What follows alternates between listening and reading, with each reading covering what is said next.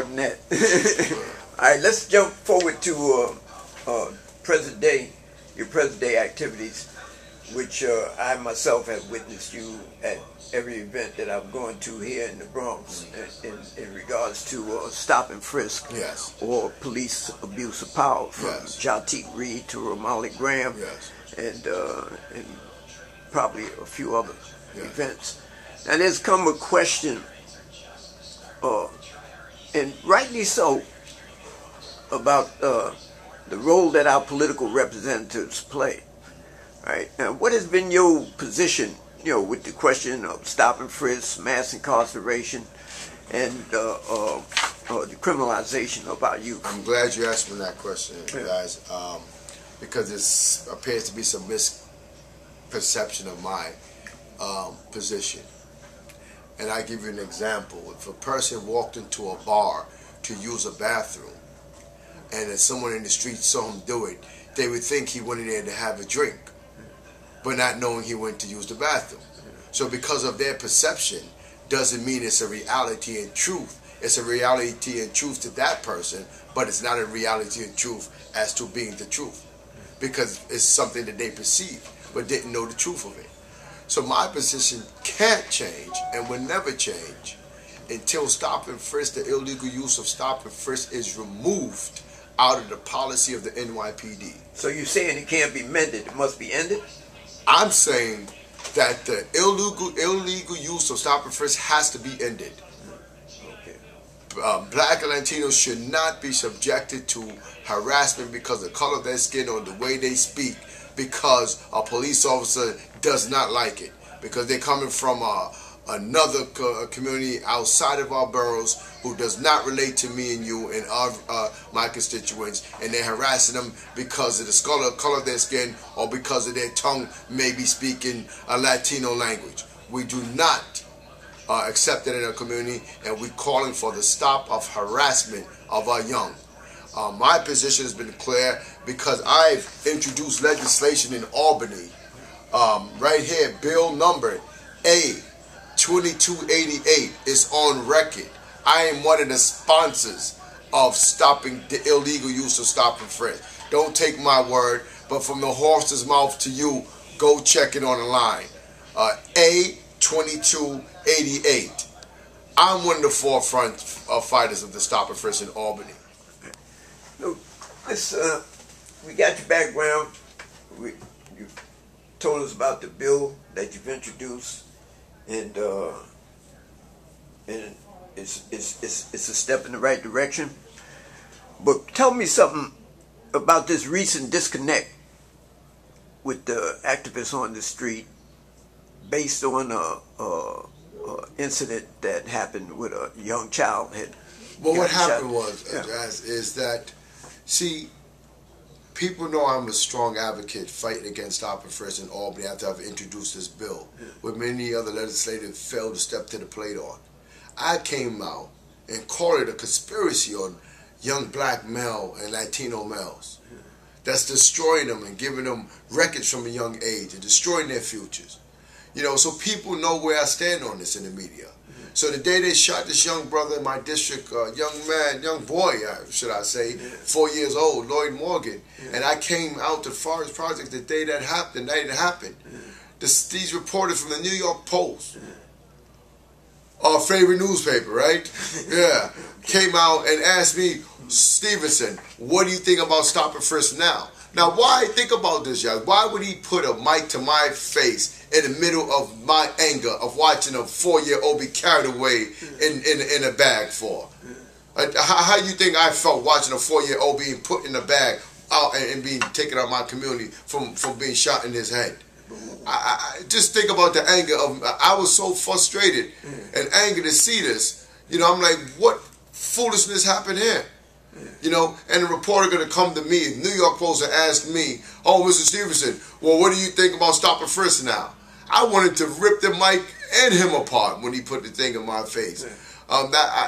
Just literally saying that, I was like so frustrated. I was like, how dare you to ask me this question? Yeah. But then I told him, I told him point blank, if you could prove to me that stop and frisk could have saved the life of a 4-year-old boy from being killed, if you could prove that to me, then I would consider my stance or my position on stop and frisk. But I said that knowing that he can't do it, because he can't prove how stop and frisk could have prevented the life of a 4-year-old. Who would not support something that would save the life of a 4-year-old?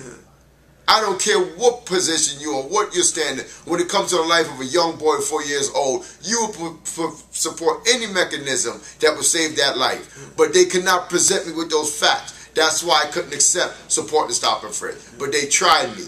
And I told them that if you could prove that to me, then I would think about my position on it. Not change it, but I would look at the facts and then weigh it out and see if it has any value and weight in it, me changing my position, which I know they can't do because statistics prove it wrong. Everything else, the civil liberties unions prove it wrong, and everything else proves it wrong. The Supreme Court judges have proved it wrong. They said it's illegal to do what this is considered as a stop and frisk. It seems to be illegal. So my position can change, but that's what I said. What does the reporter do? Another legislator. The next day, another legislator changes his stand or position on stop and frisk. Okay. This is what they do. Reporters are working to protect the mayor and the police commissioner to strengthen their stand on their wrong actions against us. So they try to use me as a bait for that.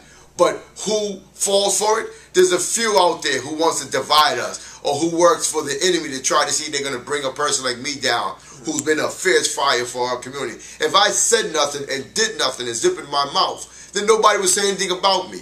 Now, when I go out to rallies to protect this young man and stand up for the family of Mr. Cuevas, who was supposedly accidentally shot by a police officer and killed, and he was in the right and ran into a police officer, and they said the police officer's gun went off accidentally, whatever, or whoever accepts that foolishness, it's clear that the police shot him. You know, I came to support the family. I gave grievances to the family, and then this divide whoever, Bronx people come and want to divide me and split me up with my Latin brothers. I supported bills in Albany for immigration, for the Freedom and Dream Fund to send immigrants to college with full scholarships. It's me who stood up on these bills and signed on to support the Latin community and my Latin brothers who would benefit from this, who won't be discriminated against getting education. But yet they have people turning on me because the enemy's trying to divide us. But you know what? Truth will always prevail. So and what are you saying? You're saying that your commitment to ending the policy of stop frisk and racial profiling is unwavering? Unwavering. Chad, I've been a victim of stop and frisk before I was a legislator several times. For nothing at all. Not committing a crime, not breaking the law or anything. And I've been stopped from coming home from the gym in the night because I had on a dark sweatsuit asking me, hey, pull over, where are you going? I said, home, where do you live? I'm not a boy. What are you asking me where do I live and where I'm going for? And do you have ID? What did I do? Why do I have to answer such questions? What's all the intrusion for? My privacy is being invaded for something I didn't even do. So how do I look as a legislator now? I'm in a position to be able to prevent that happening from another of the mistreatment that was done to me.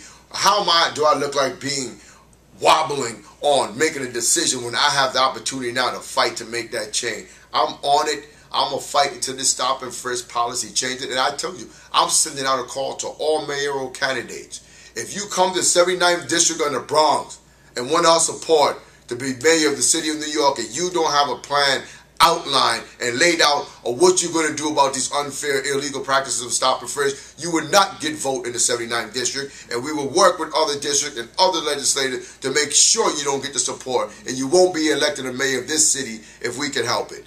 If you don't come forth with a plan on what you're going to do about illegal stop and frisk of black and Latino males in this city, you're going to have a fierce opponent from me on it. And I'm going to call them out. I'm going to go on the TV wherever I have to go, and I'm going to call them out. You know, public office is not forever. But those who want to be a coward, let them stay to be a coward in office. I'm not going to be one because I know I won't be here forever. And whenever I do have to leave here, I will always leave with the respect of the people because that's the way I came in. Well, I think that pretty much lays out your position on Stop and Frisk. There should be no misunderstanding of where I'm at. Those who's injecting fuel and negativity and trying to change my position and stand, I'm a straight walker. I walk on that straight path, and there ain't no turning me off my path, because that's my makeup. That's like telling a black or Latino male, you're not black or Latino. How could he be? That's his makeup and who he is until he's going to go back into this earth. So I'm going to stay what I am and where I'm at. I've been the champion for people, for the colored people of the Bronx, and especially here in the South Bronx, where we have so much issues in our community. And I'm not going to change my position. I'm going to continue to bring this fight greater. And it's not just Stop and Frisk that's winning the fights. We have many of our brothers and sisters, yes, sisters, women as well, locked up, incarcerated in the state institutions, being tortured in these prison systems, being beaten, put into this segregated housing in SHU, where people are going mentally insane from being locked into these small boxes for 10 years, 3 years, 4 years for just speaking back incorrectly to a correction officer. So you torturing them. What type of humane thing is that, to put a man and lock him into a 4x6 box where they're only coming out an hour a day and chaining him to everything, everywhere he goes for 3 years for saying something that you didn't like that came out of his mouth? That's humane. That should be legal. That's going on in New York State. And I don't care. What does our governor do about it? You know? Because it's us, because it's minority people locked up and suffer. Where's the outcry?